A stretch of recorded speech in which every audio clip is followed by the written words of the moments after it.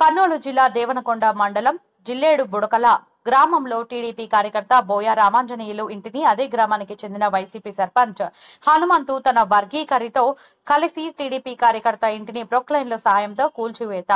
వారిని అడ్డుకోబోయిన భార్య, కూతురు మరియు కుమారుడిని విద్యుత్ స్తంభానికి కట్టేసి విచక్షణారహితంగా కొట్టినట్లు వారు తెలిపారు. సమయానికి ఇంట్లో లేని రామాంజనేయులు తన కుటుంబ సభ్యులు తెలిపిన సమాచారంతో హుటాహుటిన గ్రామానికి చేరుకున్నారు.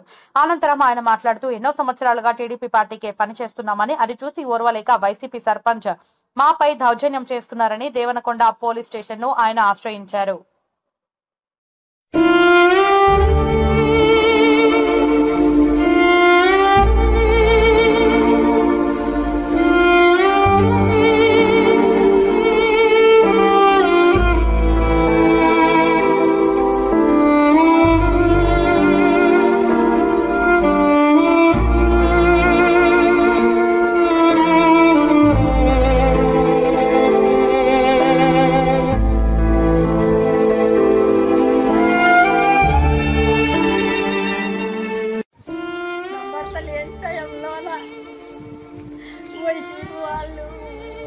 ప్రెసిడెంట్ అంతా వచ్చి వాళ్ళు అందరూ వచ్చి ఇల్లు చేసి మమ్మల్ని కట్టేసి కరెంటు స్తంభానికి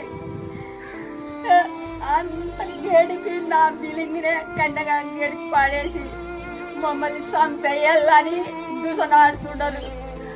వాళ్ళకి కఠినంగా వాళ్ళకి శిక్ష పాడేలా వాళ్ళకి పాడేసి మాకు న్యాయం చేయాలని కోరుతున్నాం. మమ్మల్ని లేకుండా పురుగుల మందు తాగి చచ్చేసి తండ్రికి ఏం చేస్తారు.